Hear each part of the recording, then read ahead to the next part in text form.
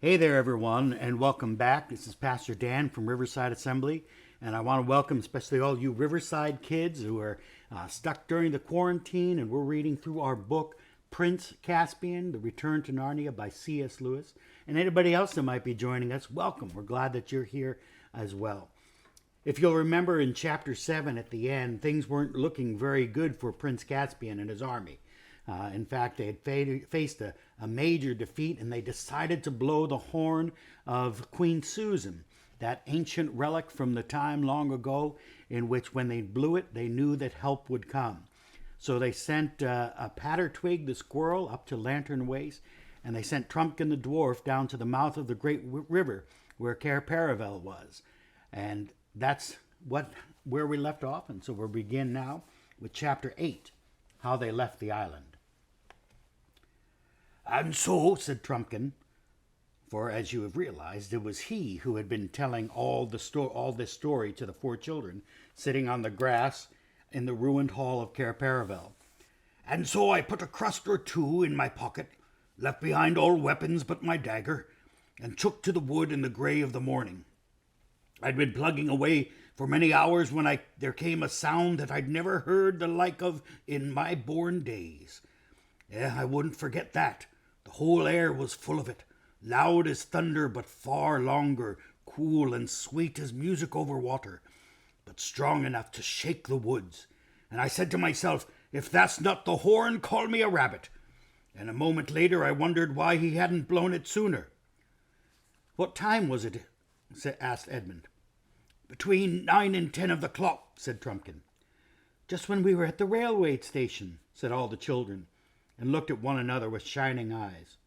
"Please, go on," said Lucy to the dwarf.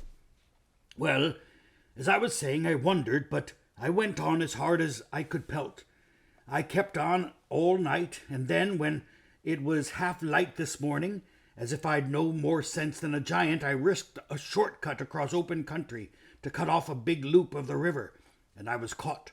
Not by the army, but by a pompous old fool who was in charge of a little castle which is Miraz's last stronghold toward the coast. I needn't tell you that they got no true tale out of me, but I was a dwarf, and that was enough. But lobsters and lollipops, it's a good thing that the sentinel was a pompous fool. Anyone else would have run me through there and then, but nothing would do for him short of a grand execution, sending me down to the ghosts in a full ceremonial way. And then this young lady," he nodded at Susan, "does her bit of archery, and it was pretty shooting, let me tell you, and here we are, and without my armor, for of course they took that." He knocked out and refilled his pipe. "Great Scott," said Peter. "So it was the horn, your own horn, Sue, that dragged us all off that seat on the platform yesterday. I can hardly believe it, yet it all fits in." "I don't know why you shouldn't believe it," said Lucy. "If you believe in magic at all, aren't there lots of stories about magic forcing people out of one place, out of one world, into another? I mean, when a magician in the Arabian Nights calls up a jinn, it has to come. We had to come just like that." "Yes," said Peter. "I suppose what makes it feel so strange is that in the stories it's always someone in our world who does the calling. One doesn't really think about where the jinn comes from." "And now we know what it feels like for the jinn," said Edmund with a chuckle. "Golly, it's a bit uncomfortable to know that we can be whistled for like that. It's worse than what Father says about living at the mercy of the telephone." "Wait, but we want to be here, don't we?" said Lucy. "If Aslan wants us?" "Meanwhile," said the dwarf, "what are we to do? I suppose I'd better go back to King Caspian and tell him that no help has come." "No help?" said Susan. "But it has worked, and here we are." Yes, to be sure, I see that," said the dwarf, whose pipe seemed to be blocked. At any rate, he made himself very busy cleaning it. "But, well, I mean—" "But don't you see who we are?" shouted Lucy. "Are you that stupid?" "I suppose you are the four children out of the old stories," said Trumpkin. "And I'm very glad to meet you, of course, and it's very interesting, no doubt. But no offense—" He hesitated again. "Do go on and say whatever you're going to say," said Edmund. Well then, no offence, said Trumpkin, but you know the king and Truffle Hunter and Dr. Cornelius were expecting, well, if you see what I mean, help. To put it another way, I think they'd be imagining you as great warriors. As it is, we're awfully fond of children and all that, but just at the moment in the middle of a war, but I'm sure you understand. You mean you think we're no good, said Edmund, getting red in the face. Now, pray, don't be offended, interrupted the dwarf. I assure you, my dear little friends, little is really a bit too much, said Edmund, jumping up.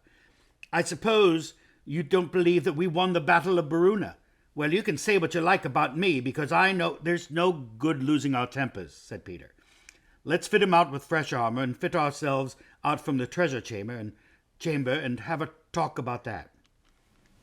I don't really quite see the point, began Edmund, but Lucy whispered in his ear, hadn't we better do what Peter says? He is the High King, you know, and I think he has an idea. So Edmund agreed, and by the aid of his torch, they all, including Trumpkin, went down the steps again into the dark coldness and dusty splendor of the treasure house. The dwarf's eyes glistened as he saw the wealth that lay on the shelves, though it had to stand on his tiptoes to do so, and he muttered to himself, it would never do good to let Knickerbrick see this, never. They found easily enough a mail shirt for him, a sword, a helmet, a shield, a bow, and a quiver full of arrows, all of dwarfish size. The helmet was of copper set with rubies, and there was gold on the hilt of the sword. Trumpkin had never seen, much less carried, so much wealth in all his life. The children also put on mail shirts and helmets. A sword and a shield were found for Edmund, and a bow for Lucy. Peter and Susan were, of course, already carrying their gifts. And they came back up the stairway, jingling in their mail, and already looking and feeling more like Narnians and less like school children. The two boys were behind, apparently making some plan. Lucy heard Edmund say, no, let me do it. It'll be more of a sucks for him if I win, and less of a letdown for us all if I fail. All right, Ed, said Peter. When they came out into the daylight, Edmund turned to the dwarf very politely and said, I've got something to ask you. Kids like us don't often have chance to meet a great warrior like you. Would you have a little fencing match with me? It will be frightfully decent. Oh, but lad, said Trumpkin, these swords are sharp. I know, said Edmund, but I'll never get anywhere near you, and you'll be quite clever enough to disarm me without doing me any damage. It's a dangerous game, said Trumpkin, but since you make such a point of it, I'll try a pass or two. Both swords were out in a moment, and the three others jumped off the dais and stood watching. It was well worth it. It was not like the silly fighting you see with broadswords on the stage. It was not even like the rapier fighting, which you sometimes see rather better done. This was real broadsword fighting. The great thing is to slash at your enemy's legs and feet because they are the part that have no armor. And when he slashes at yours, you jump with both feet off the ground so that his blow goes under them. This gave the dwarf an advantage because Edmund, being much taller, had to always be stooping. I don't think Edmund would have had a chance if he fought Trumpkin 24 hours earlier. But the air of Narnia had been working upon him ever since they arrived on the island, and all his battles came back to him, and his arms and fingers remembered their old skill. He was King Edmund once more. Round and round the two combatants circled, stroke after stroke they gave, and Susan, who could never learn to like this sort of thing, shouted, "Oh, do be careful!" And then, so quickly that no one, unless they knew, as Peter did, could quite see how it happened, Edmund flashed his sword round with a peculiar twist.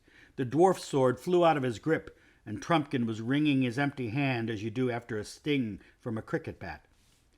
"Not hurt, I hope, my dear little friends," said Edmund, panting a little and returning his own sword to its sheath. "I see the point," said Trumpkin dryly. "You know a trick I never learned." "That's quite true," put in Peter. "The best swordsman in the world may be disarmed by a trick that's new to him. I think it's only fair to give Trumpkin a chance at something else. Will you have a shooting match with my sister? There are no tricks in archery, you know." "Ah, you're jokers, you are," said the dwarf. "I begin to see as if I didn't know how she can shoot after what happened this morning. All the same, I'll have a try." He spoke gruffly, but his eyes brightened, for he was a famous bowman among his own people. All 5 of them came out into the courtyard.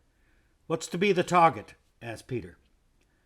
"I think that apple hanging over the wall on the branch there would do," said Susan. "That'll do nicely, lass," said Trumpkin. "You mean the yellow one near the middle of the arch?" "No, not that," said Susan. "The red one, up above, over the battlement." The dwarf's face fell. "Looks more like a cherry than an apple," he muttered. But he said nothing out loud. They tossed up for the first shot, greatly to the interest of Trumpkin, who had never seen a coin tossed before, and Susan lost. They had to shoot from the top of the steps that led from the hall into the courtyard. Everyone could see from the way the dwarf took his position and handled the bow that he knew what he was about. Twang went the string. It was an excellent shot. The tiny apple shone as the arrow passed, and a leaf came fluttering down. Then Susan went to the top of the steps and strung her bow. She was not enjoying her match half so much as Edmund had enjoyed his, not because she had any doubt about hitting the apple, but because Susan was so tender-hearted that she almost hated to beat someone who had already been beaten already. The dwarf watched her keenly as she drew the shaft to her ear. A moment later, with a soft thump, which they could all hear in the quiet place, the apple fell to the grass with Susan's arrow in it. "Oh, well done, Sue!" shouted the other children. "It wasn't really any better than yours," said Susan to the dwarf. "I think there was a tiny breath of wind as you shot." "No, there wasn't," said Trumpkin. "Don't tell me. I know when I'm fairly beaten. I won't even say that the scar of my last wound catches me a bit when I got my arm well back." "Oh, are you wounded?" asked Lucy. "Do let me look." "It's not a sight for little girls," began Trumpkin, but then he suddenly checked himself. "There I go talking like a fool again," he said. "I suppose you're as likely to be a great surgeon as your brother was to be a great swordsman, and your sister to be a great archer." He sat down on the steps and took off his hauberk and slipped down his little shirt, showing an arm hairy and muscular in proportion, as a sailor's, though not much bigger than a child's. There was a clumsy bandage on the shoulder, which Lucy proceeded to unroll. Underneath, the cut looked very nasty, and there was a good deal of swelling. "Oh, poor Trumpkin," said Lucy. How horrid!" Then she carefully dripped on it one single drop of the cordial from her flask. "Hello, what have you done?" said Trumpkin. But however he turned his head and squinted and whisked his beard to and fro, he couldn't quite see his own shoulder. Then he felt it as well as he could, getting his arms and fingers into very difficult positions, as you do when you're trying to scratch a place that is just out of reach. Then he swung his arm and raised it and tried the muscles, and finally jumped to his feet, crying, "Giants and junipers! It's cured! I'm good as new!" After that he burst into a great laugh and said, "Well, I've made as big a fool of myself as ever a dwarf did. No offence, I hope. My humble duty to your majesties all, humble duty, and thanks for my life, and my cure, my breakfast, and my lesson." The children all said it was quite all right, and not to mention it. "And now," said Peter, "if you've really decided to believe in us." "I have," said the dwarf. "It's quite clear what we have to do. We must join King Caspian at once." The sooner the better," said Trumpkin. "My being such a fool has already wasted about an hour." "It's about 2 days' journey the way you came," said Peter. "For us, I mean. We can't walk all day and night like you dwarfs." Then he turned to the others. "What Trumpkin calls Aslan's How is obviously the stone table itself. You remember it was about half a day's march, or a little less, from there down to the Falls of Baruna." "Baruna's Bridge, we call it," said Trumpkin. "There was no bridge in our time," said Peter. "And then from Baruna down there was another day and a bit. We used to get home about tea time on the second day, going easily. Going hard, we could do the whole thing in a day and a half, perhaps." "But remember, it's all woods now," said Trumpkin, "and there are enemies to dodge." "Look here," said Edmund. "Need we go by the same way that our dear little friend came?" "No more of that, your majesty, if you love me," said the dwarf. "Very well," said Edmund. "May I say our DLF?" "Oh, Edmund," said Susan, "don't keep on at him like that." "That's all right, lass. I mean your majesty," said Trumpkin with a chuckle. "A jibe won't raise a blister." And after that they often called him the DLF till they'd almost forgotten what it meant. "As I was saying," continued Edmund, "we didn't go that way. Why shouldn't we row a little bit south till we come to Glasswater Creek and row up it? That brings us up behind the hill of the stone table, and we'll be safe while we're at sea. If we start at once, we could be at the head of Glasswater before dark, get a few hours' sleep, and be with Caspian pretty early tomorrow." "What a thing it is to know about the coast," said Trumpkin.